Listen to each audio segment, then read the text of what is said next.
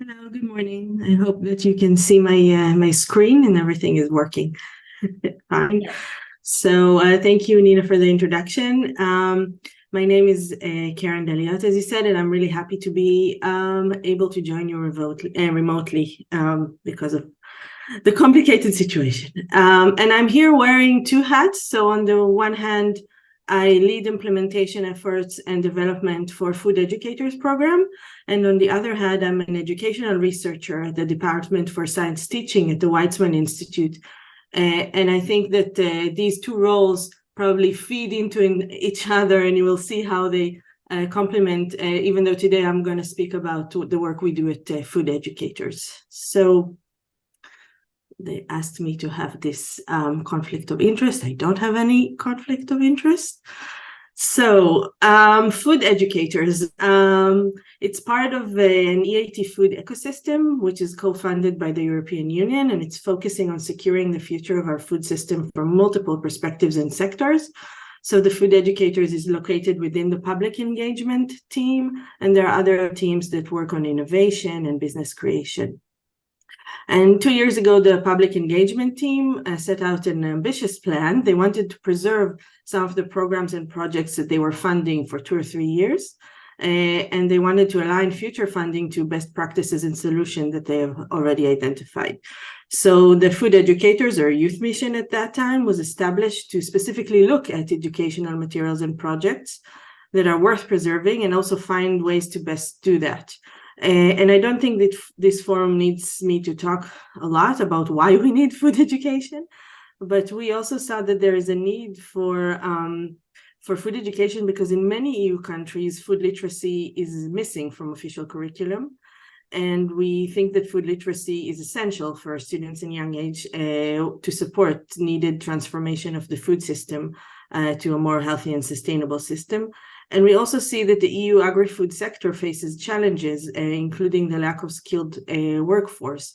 And there are so many variety of professional profiles that could be there, but kids and children, young people are not aware of these. So we also conducted a needs survey in 2022 among teachers in 6 different European countries. And we found out that even though in some places nutrition education exists as part of the curricula, looking at the food as a food system or system thinking is generally missing.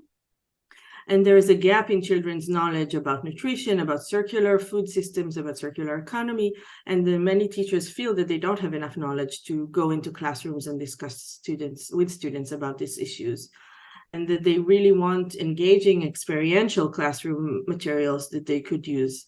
And that's where we started in the early 2022. And today, we're very happy to say that we want to engage young people, mainly school children, to become better informed and conscious consumers of the futures. And we're doing this in several ways. But I guess the heart of our work is the Research Center for Teachers across Europe. So we have lesson plans and event activities. And I will show you these a bit more in depth in a second. But I wanted also to say that other things that we are doing are engagement and awareness raising events. So we have career days where teenagers are exposed to really a variety of professions in the food sectors that are relevant to them. So these are conducted by local partners and they're feeding into the needs of the local communities. We also attend science fairs, general science, to talk about food science and its relevance to daily life. We go to public engagement science conferences, and we also go to educational conferences to talk about what educators can do. And lastly, we also work with local collaborations because every country, every city, every place, they have their specific needs or realities, and we want to be able to help them implement whatever they can. Some examples are Los Alvas Comidas in Spain, which is a program for elementary schools about food waste. We also have, this is new national primary competition in the UK with our partners LEAF, which talks a lot about farming practices. And in Poland, we had just last month a Meatless Monday workshop for students who thought about planetary health and about plant-based alternatives, and also experienced cooking with plant-based alternatives. So these are all things that we do. And in all our work, we focus on inspiring the leadership, on conscious consumerism, on food science literacy, also entrepreneurial mindsets and vocational possibilities. But we don't work directly with the students, but we do this by providing the teachers with easily accessible science-based lesson plans that combine all of these different activities. And some of these activities that we have conducted in the past year or so, we have teachers trainings in several countries. You can see here even a picture of me with teachers in Israel. We had a workshop for students in Poland, several of them. We had a career day in I think 7 or 8 different countries. This one is from Spain, from Bilbao. We participated in the New Scientist Live fair in London. And then just recently we were in Rome for the World Food Forum, for the FAO World Food Forum, where we talked about foodscape. So we're doing all of these things, and I have to look at the clock. But Nina, maybe you can remind me if you see that I'm talking too much. So these are, as I said, the related programs. But I think at the heart of our work is our educational resources. And these are all centered around these 4 themes. And during the pilot year, which was 2022, we successfully implemented and piloted in 5 countries, and we worked with 380 teachers, reaching almost 40,000 students in these countries. And after this round of piloting, we went back to the lesson plans because we got a lot of feedback from the teachers. We interviewed them to make adaptations or corrections where they felt these were needed. And these lesson plans are all on our newly launched website, which is, because it's newly launched, it's still not completely functioning, but you can find all of the English lesson plans and some in Polish on our website. And hopefully we are going to have all of the languages by the end of 2023. And all of the languages, we have Greek, we have Spanish, we have Latvian, Slovakian, Turkish, I'm probably forgetting, Czech, Hungarian, and I'm sorry if I forgot something. So, and I just wanted to mention that the themes are not mutually exclusive. I know they seem kind of random maybe, and often lesson plans can be relevant to more than one theme. So in each lesson plan, we also add information about optional links with other lesson plans that we have, so that they can see how these themes cross over and how they are related. And next year, we will also have 2 instructional videos that explain this more in depth, but short, so to fit the busy schedule the teachers have. So that's the main goal that we have, is to have these materials in a way the teachers can actually use them, because we've seen the teachers are overworked and don't have a lot of time. So these are all designed with teachers in our minds. So what actually do our work include? So the first theme of agri-food jobs and careers has these lesson plans that expose students to different careers in foods. These lesson plans are mainly target the more upper secondary school children. You can see that each lesson plan has age group, and we try to write notes on each lesson plan, again, for teachers, if they want to adapt this to different age groups, how they can do that. And we also have a set of videos. They're called Day in Life videos, where teachers can use them in classroom, and different professions within the food sectors. They're short videos that talk about them with the people that work there. One of the interesting lesson plans that we have, it's called The Amazing Job of a Sensory Food Scientist. Here you can see the Polish version. So we have a main version in English, and then we work with partners to translate and adapt the lesson plans so that they are really aligned with the national needs and subjects. And so it's not just a translation of, go to your agency and give them the language translation, but we really believe that the adaptation needs to be done in collaboration and speaking with local people, and they know best what they need. So they choose which lesson plans to translate, and we support their adaptation of this.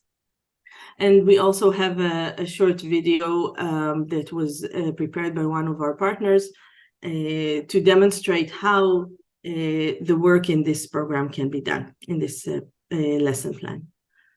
The second theme, food and health. I think that's probably, I don't need to talk too much about this in this conference. This is a theme that does appear in many of the curriculums, but what you see here is we added two things that don't usually go along with it. One of them is understanding food labels, and it's a lesson plan that is really crucial and missing from many of the curriculums, but also evaluating online sources. So teaching students skills, because we don't know how much misinformation they're going to face in the future. So allowing them to have these skills to better engage in the future. And this is a lesson plan that is in Spanish, and it talks about what does healthy eating mean, and it comes with a set of posters that teachers can use. And one of the feedback that we got from teachers last year is that the posters are too elaborate to actually print in schools. They don't have access to a printer. So we're now working on a version that doesn't have so many posters, and they can just print one and see if they can also do it black and white. So we're trying to make everything easier and accessible for teachers.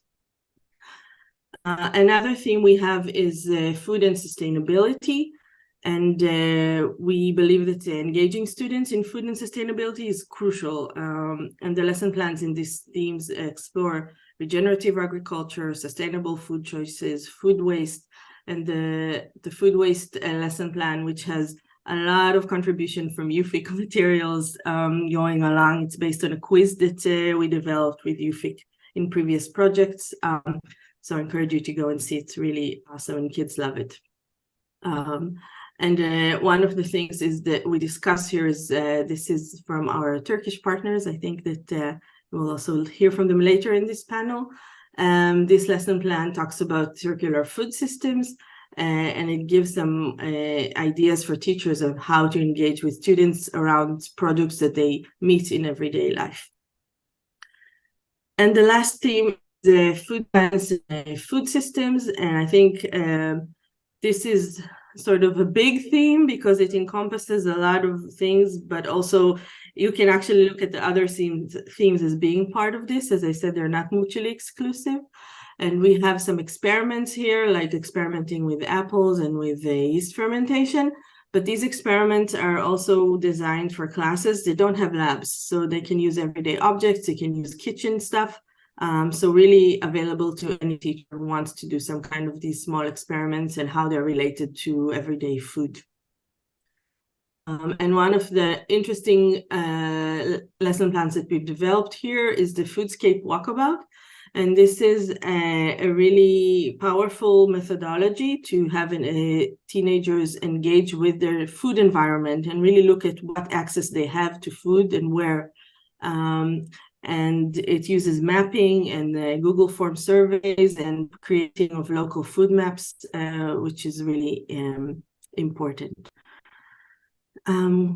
We have a short video, but I don't know if I have time for the video. I can't see. Go ahead, Keren. We have plenty of time. Okay, so this is a video we prepared for the